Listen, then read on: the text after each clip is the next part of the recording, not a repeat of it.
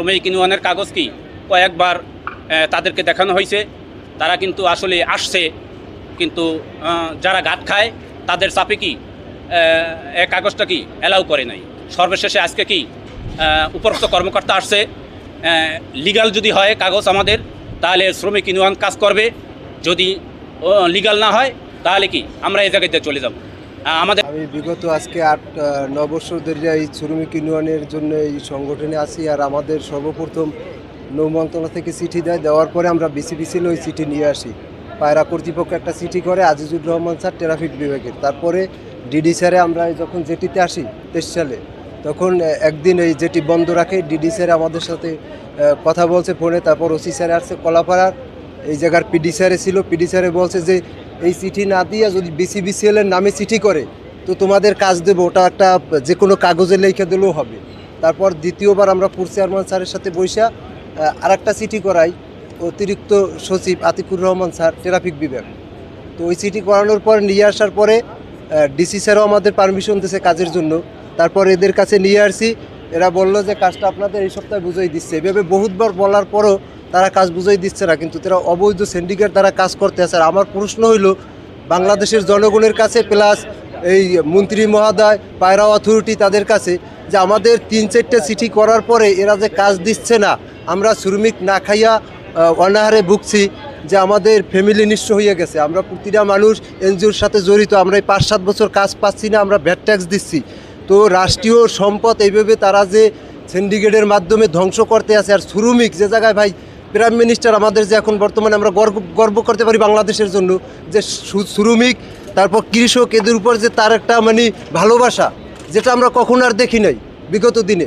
তো এই জায়গাটা থেকে ওই সংসদ ভবন থেকে বের হয়ে আসলি কিছু দালাল, কিছু সিন্ডিকেট, এরা এই ভারসাম্য রক্ষা না করিয়া এদের আরও উল্টা সরকারের বিরোধিতা করে এই যে এত বড় একটা প্ল্যান্টে কেন অবৈধ শ্রমিক থাকবে, কেন লিগ্যালিটিভাবে ইউনিয়নের শ্রমিক আসবে না। সরকার তো আমাদের ইউনিয়নের 2000-5000 যে ম্যানুয়ালি দিছে ভাই 7-8 বছর আগে, তো এই কর্মস্থানের জন্য দিছে। আমরা ক্ষতিগ্রস্ত পরিবার, আপনি জরিপ করেন আমাদের এলাকায় যাই, আমাদের কারো ঘর বাড়ি কিছুই নাই। পটুয়াখালী নৌযান শ্রমিক ইউনিয়নের সাংগঠনিক সম্পাদক। মূলত হচ্ছে এই আন্দোলন আজকে নতুন না, হয়তোবা তারা এর আগে মিডিয়া তেমন ফোকাস আনতে পারেনি। মূলত হচ্ছে পটুয়াখালী নৌযান শ্রমিক ইউনিয়ন আমাদের শ্রম মন্ত্রণালয় থেকে এটা লাইসেন্স প্রাপ্ত। পটুয়াখালী নৌযান শ্রমিক ইউনিয়ন মূলত এটা শ্রম মন্ত্রণালয় থেকে লাইসেন্স প্রাপ্ত। আমাদের কাজ হচ্ছে যেই বোঝাই এবং খালাস, অর্থাৎ এই কয়লা পায়রা তাপবিদ্যুতের যে কয়লা বোঝাই হবে এবং খালাস হবে, সেই বোঝাই খালাস আমাদের শ্রমিকদের মাধ্যমে করতে হবে। বিগত দিনে পায়রা বন্দরের সাথে পায়রা তাপবিদ্যুতের বেশ কয়েকবার মিটিং হয়েছে, আমাদের কাজ বুঝিয়ে দেওয়ার জন্য আমাদের চিঠি আছে, আমাদের কাগজপত্র আছে। আমরা বারবার বলেছি যে আমরা কোনো প্রকার বিশৃঙ্খলা চাই না, আমরা এখানে শান্তি শৃঙ্খলভাবে বসছি এবং কর্তৃপক্ষের সাথে কথা বলে তাদের আমাদের পেপার সাবমিট করব। তারা যদি আমাদের কাজ না দেয় সেক্ষেত্রে আমরা আমাদের কর্মসূচি এটার থেকে আরও কীভাবে অন্যদিকে মানে এর থেকে ভালো কী কর্মসূচি দেওয়া যায় সেটা আমরা এখান থেকেই সিদ্ধান্ত নিব।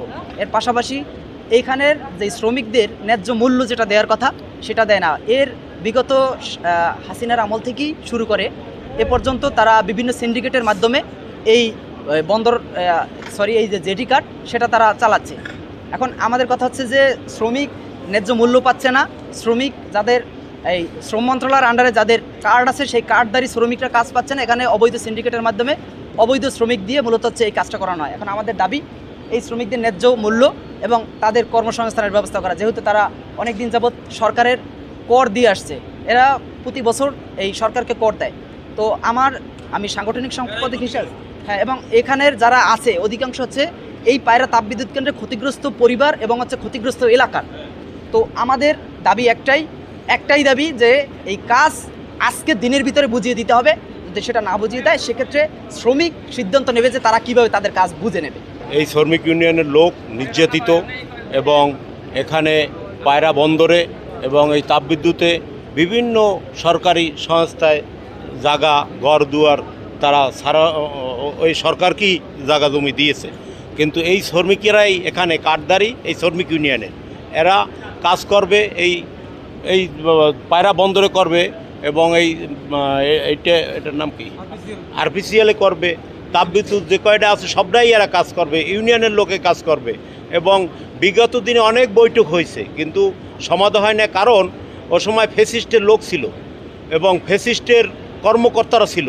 আজকে দিনের ভিতরে যদি কাজ বুঝিয়ে দেওয়া না হয় তাহলে এই শ্রমিকেরা এখানে শুয়ে যাবে, অনশন করবে এবং মাননীয় প্রধানমন্ত্রীর কাছে এই শ্রমিকের সব কিছু দায়ভার চলে যাবে এবং মাননীয় প্রধানমন্ত্রী শুধু বাংলাদেশের 18 কোটি মানুষের প্রধানমন্ত্রী এবং সোনার বাংলাদেশ গর্বে এই প্রধানমন্ত্রীকে সুযোগ দিতে হবে। এই যে সমস্ত ফ্যাসিস্ট ছিল এইসব বিভিন্ন ফ্যাক্টরিতে এখন এই তাপবিদ্যুতে ওই ফ্যাসিস্টেরা থাকতে পারবে না। ফ্যাসিস্টেরা অনেকে চলেও গেছে, এইখানেও ছিল ফ্যাসিস্ট চলে গেছে, কিন্তু ফ্যাসিস্ট এই বাংলায় ফ্যাসিস্টের কোনো জায়গা হবে না। এই শ্রমিকের কাজ বুঝিয়ে দিতে হবে। আমার এই শ্রমিক ভাইয়েরা সবাই ক্ষুধার্ত এবং এই শ্রমিকেরা এখানেই কাজ করবে। আমাদের কাজ বুঝিয়ে দেওয়ার জন্য কর্তৃপক্ষের যাচাই বাছাই করে আমাদের কাজ যাতে শ্রমিকরা ন্যায্য অধিকার বুঝে পায়, তাই আমাদের দাবি।